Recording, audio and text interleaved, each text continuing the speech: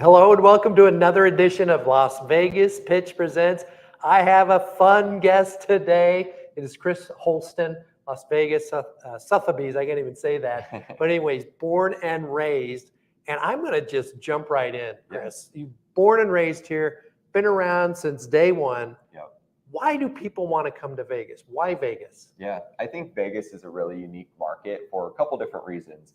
One, we have all the entertainment that you could ever ask for. Of course, being the world-renowned Las Vegas Strip. But we also have a really convenient location as to living here is really easy. Good weather. It is easy. It's very easy. Traffic, I mean, yeah, it's growing a little bit, but traffic for the most part, our roads are north and south, east and west, so getting around different places. And I think one of the things that people sleep on when they look at Las Vegas and Henderson as a whole is we actually have Mount Charleston, Lake Las Vegas. We have so much more in the outdoor lives than just like the Strip or what people see. So I think when you look at everything, the good weather, tax benefits, it's smart to run a business here, it's a convenient way of life, all of those things, Vegas makes a lot of sense. So Vegas has gone like this. It's bust and boom and up and down. Are we through that period with Las Vegas? Yeah, I think Las Vegas has hit a new era of growth. For example, if we just take the luxury market, 2-3 years ago, we didn't really have much over $5 million in volume. Right now, in certain parts in the neighborhood or in the communities, they're building and developing over $100 million worth of real estate in one property. And McDonald Highlands, for example, they're building a 55,000 square foot home for $75 million. So I think it's kind of hit this new peak that we've never seen before. Yeah. And so people want to be here. You got all the high-end stuff. Yep. People want to come here. Are they coming here permanently, or is this kind of on that high end, a second home, or is this primary? At the high end level, I believe a lot of them are second homes, third homes, fourth homes, So it really is a good stopping ground for people to live here during the summer month, or not during the summer months, more the winter months, those type of things. So, yeah. And so the bread and butter, like you have the workers that come in here, are the jobs readily available for them to jump into and really make a nice living in the suburbs, if you will? I believe so. I think, with the growth of all of the homes that we have and the amount of equity that's being built through real estate is also bringing more opportunities and more businesses for people to now have great jobs. So I believe collectively Vegas is in a good spot. We have a lot of people relocating from different areas and now working permanently here, living here. So I believe so. Yeah.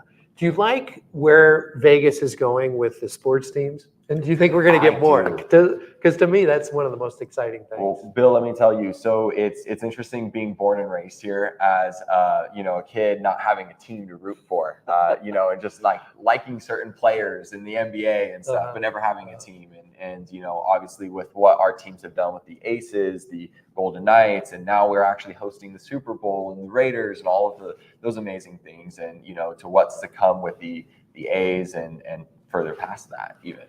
Now, I have to ask you, so prior to all the new teams coming in here, did you have a favorite team? No. So have you adopted the ones here? I have totally adopted. Totally adopted. Okay. Yeah. Because I've just liked people here and there because I never had a home base to root for, and now I obviously love them. Love going to the games. It's so fun and watching Vegas born. Yeah, I love it, and I know the NBA is going to come for sure. Yes. So that's just a matter of time. And the Aces, oh my God, those guys, unbelievable. Yeah, so it's going to be fun to see that stadium go up. Yeah. So you actually work with a lot of relocation buyers coming in because so many people are migrating here from California, from the Midwest, and how do you point them in the right direction? What are they looking for when they come in? Yeah, I think the biggest thing is to ask great questions to understand what they're looking for, because Vegas has so many different ways of lives and what they're offering through the real estate and the property in itself. So asking the right questions to our clients to understand what their needs, their wants, their desires, how they plan to live in a home. That's really where we start as our baseline. And then from there, we can give recommendations to communities and the way of life that they're looking for. Because Vegas, you can go in a matter of 20 minutes, have a completely different experience. Even coming into here where you live, Bill, it feels like Florida, so palm trees yes. and grass. And all, even Jackie said coming in here, it's like Vegas is the place where you can go into a community and feel like a completely different state, which is so true. Yeah. So you and Jackie work as partners. Correct. She's over here. She'll be on the next one. Yes. But she's from Maine and she's Correct. new to Vegas. Yeah. What was the change for her? What kind of eyes does she get for people coming in? How does she help your clients? Yeah, so I think with Jackie, being able to understand the emotional side of relocating and resonating with a client on all the different questions, concerns, the different lifestyle, the different things to ask when it comes to the real estate property in itself, we can kind of be proactive on that because I'm born and raised. This is all I've ever known. But Jackie comes from a completely different way of life and experience. And so collectively between my local knowledge and her expertise in the relocation market and what that's like firsthand, I think it's a great way to help and add value to those clients. It's always neat when you have actually fresh eyes on Vegas. Yeah. I'm assuming that you've seen through her things that you didn't really even recognize. Yes. That she's like going, oh, wow, this is kind of cool. Yeah. Absolutely, because we kind of take it for granted in a sense, and then you hear somebody else's views, or even in a fashion when her family comes and travels and see their comments and remarks, you're like, actually, Vegas is pretty cool. It's pretty cool. We do live in a pretty amazing place, and we're super grateful for that. We love showing it off. Yeah, and Vegas is known for the Strip, right? We all know about that, and I have friends that are like, Bill, how could you live in Vegas? The gambling and the degenerates and all that kind of stuff. And how do you do that? But there's so much like that's a whole separate world, correct? Correct. Yeah, being a local, we often don't go down to the Strip, right? Obviously for good dining and those things and for entertainment, it's nice to have it there. But when you're living here in the suburbs, it's a completely different way of life. And I find that it's just really convenient. That's the word I keep going back to. Convenient. Yeah. And we have 40 million visitors every single year that are coming in, going to conferences, going to different places. How many of those do you think get to explore Vegas? And once they explore it, are they like intrigued by it? Yeah, I think the ones that are brave enough and encouraged enough to go outside of the Strip are very shocked, and that will lead to many more visits coming back and potentially even relocating here once you realize all the benefits of moving to Las Vegas. But yeah, I think going along to everything that we were saying earlier around the different parts of Las Vegas that you can be, I mean, even from a perspective of travel, we have, I think it's like 126 direct flights to different locations or something like that. And we have road trips, the bullet train going into California, all of the amazing things. We're just in a really good spot. Yeah, I love it here. I remember going to many conferences on the Strip when I didn't live here. And there were times where I never left the casino. Right. I never, because they were so big and you kind of go that. So tell us in terms of value, what do you think you get in Vegas versus, say, a California? Because I know there's a lot of people migrating here from California because of the taxes, because of that. What kind of values do they get from a home price standpoint versus what they're achieving right now in California? So one of the things that I always hear when working with clients in all different price points, they're all very shocked and impressed by what you can get for that dollar amount. We've had clients that sold their home in certain parts of California that maybe wasn't the best neighborhood for them.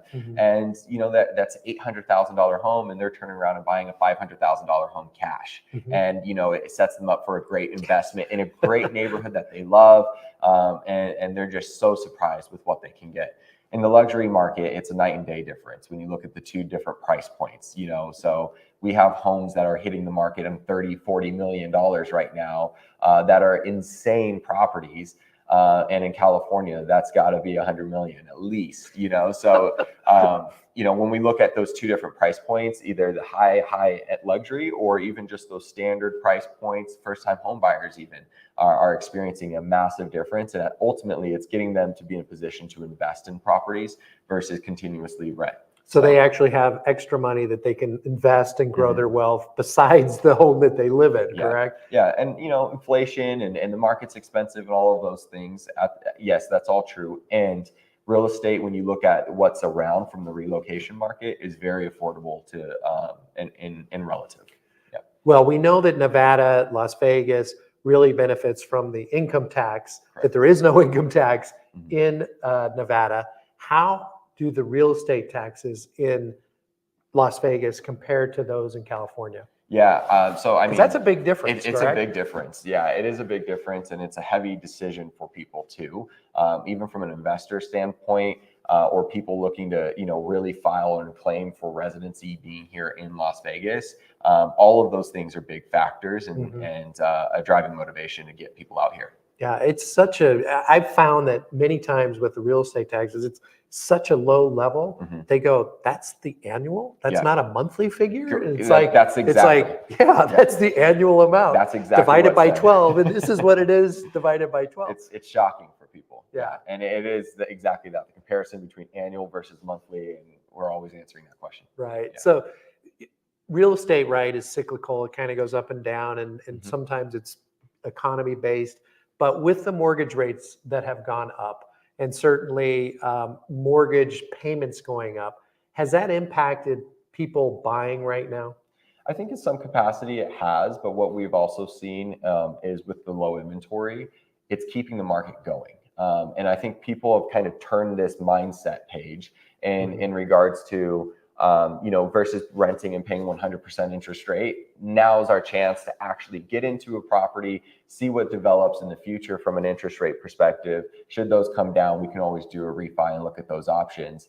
So when you're looking at it from that perspective, owning something and investing in something, as long as it's within your affordable range, I think a lot of people are more open to that now versus waiting for the rates to be what they once were. Yeah. Do you see values holding steady? Do you see them going up in this environment, or do you see values starting to come down? Because there's a lot of people that are out there saying, "Oh, the market's going to crash; it's going to come down."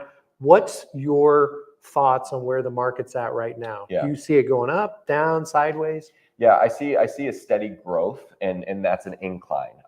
Based on what we do as far as the day in and day out of real estate, and always looking at the market. We have like 3,800 homes on the market as far as single family homes go in the Las Vegas Valley. Supply and demand game, right? So we have a ton of relocation, as we already talked about, moving in. We have a lot of low inventory, and we also have a big price gap between other areas. So when you factor all of those up, mix them in the pot, I think it's an easy equation to look at, that property values will continue to go up. And they already have. When I got into real estate in 2018 here in Las Vegas, when I was just 20 years old, and didn't know too much about real estate. Young buckaroo. Yeah, young buckaroo. The average home price was like $275,000. Right now, it's leaning close to $600,000. So it has gone up, and I think because of the position with where Vegas stands, if you look at the growth of how Vegas is growing, just in general, forget the real estate. It's kind of a no-brainer. And then you look at all the other people relocating here from more expensive areas, I think they're going to continue to go up. I love this guy. He has so much knowledge and data-driven and all that. And, I'm kind of that guy. I like to look at a lot of the data and the geek, and I go out. There's a graph that I have that shows Nevada is the only state in the country where the inventory is lower in 2024 than it was in 2023. Yeah. All the other states are higher and have more inventory than it did before. And even in Arizona, Texas, Florida, almost 50% more inventory now than they did last year. We're negative. And that's where I think that, you basically nailed it, supply and demand. Yep. And I think that's going to hold values steady. Yeah, I agree. And I think a lot of people have been talking about the market crashing or different things happening for so long. In Las Vegas in particular. And it's just has always been a battle since COVID to get our inventory back. And let me even tell you, the new build sales right now are going crazy. I think it's like 1 out of every 4 homes is a new build transaction. And we're still recovering from the lack of inventory that COVID caused. So when we just look at the entire picture, low inventory, high demand, there's your answer. This guy knows his stuff right here. I love this. I love this. And I think that, really the builders can't build enough. Right. There's just not enough home building. They're having trouble actually finding the land to actually build on to make it pencil out. So. Yeah, and this is in a lot of parts of town, we're seeing a lot of builders move to a spec model where they're doing a spec home versus you're designing it fully yourself. And we're seeing, certain builders are building the same product that they once were on a smaller lot that shares like a side neighbor versus this backyard you once got because lands cost more. And yeah. So absolutely. what I'm going to give you a little question here. What would you buy? Now, I know you have your own property right Yep. now, which is amazing. And you're thinking about selling that, buying an investment property and Correct. going through all that, which is, I want to get into that. But would you recommend somebody buy a new home versus an existing home? What's the differences between those two homes? Yeah, I think it starts with looking at the community and the location for what that looks like. I think there's some really good neighborhoods right now that I just see so much growth. I mean, we're talking about neighborhoods that still need to develop 3,000 more properties in those one locations.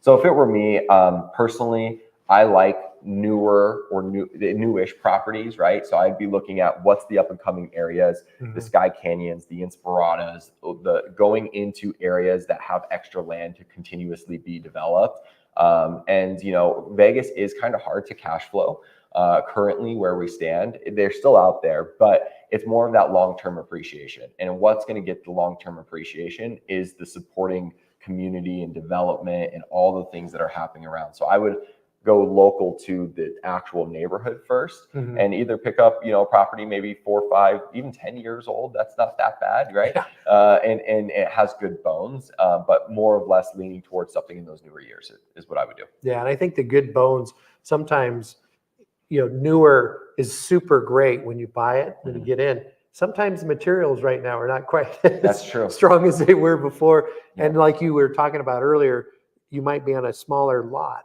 Yeah. So some of the older homes, you get a little bit bigger lots, a little bit more space. But I think it's, preference. A lot of, if you get in on a new home subdivision, many times those values just go skyrocketing. If you can find something that's unique, like a unique lot in a newer subdivision or an older property that has like this beautiful backyard, a bigger pool. Las Vegas has pool size restrictions, right? So if you can find something that's unique, that will hold its value over time, I think, having something special is what people desire. Yeah, special. Yeah. So you're an investor, you go out, you've bought property. What are your plans for real estate? Yeah, keep buying property. As simple as that.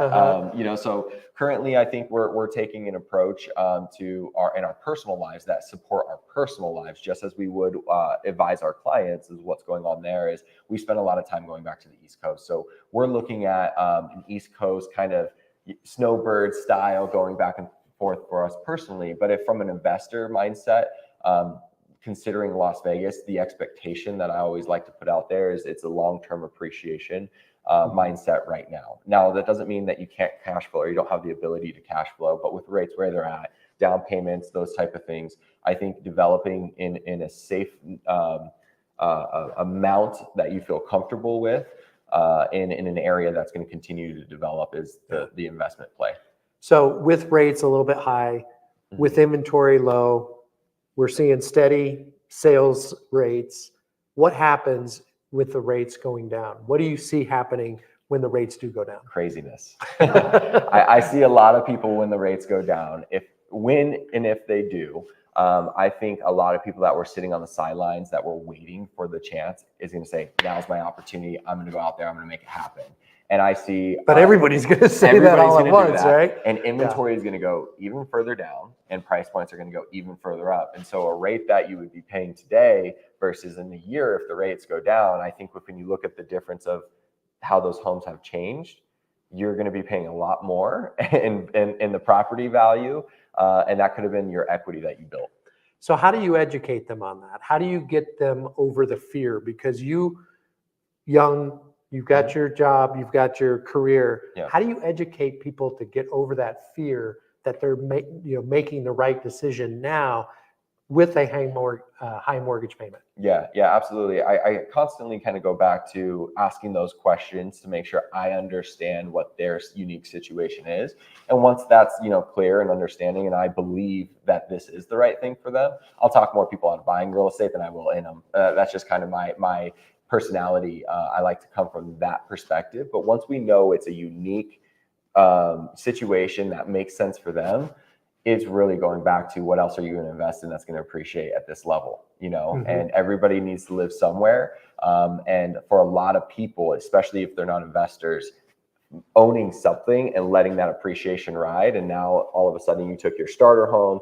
Now you're going to the next level home, and that maybe brings you to luxury or some other investments. So just keep writing off that equity and unlocking the equity that I think Vegas is going to continue to support. For sure. Okay. So this is a new segment.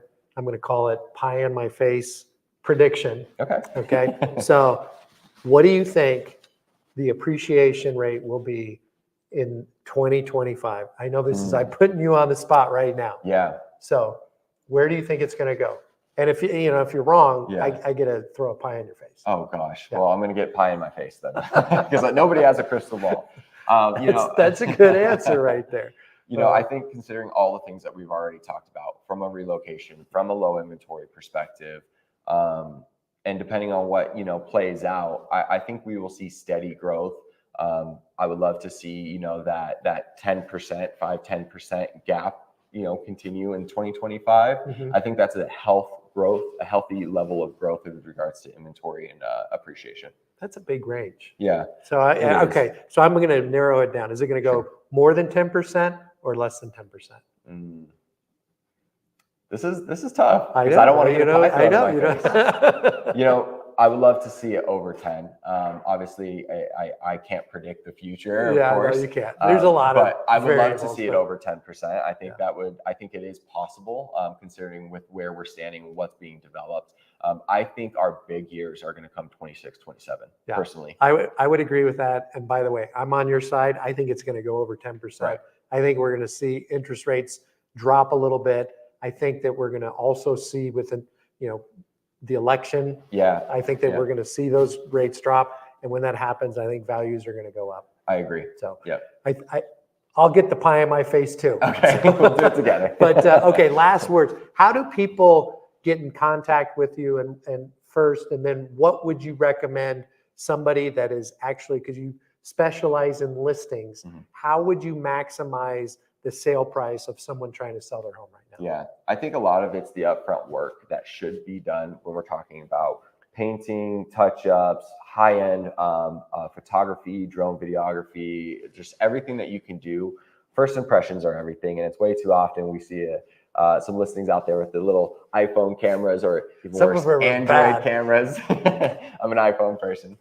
So, we see those every now and then, but I think treating a listing like if it were to be put on a stage for everybody to see it, how would you want to be proud of? And the biggest thing that we try to incorporate in the listings that we do is what's the lifestyle behind not only the property, but the community. And so one of our clients that we were recently sharing, we did a lifestyle video where we were showing what it's like to live in the neighborhood through a video and incorporating the property inside of it, because it's more than just the property they're investing to, it's the whole community. Yeah, well, I can see the attention to detail that you have in your life and in your business.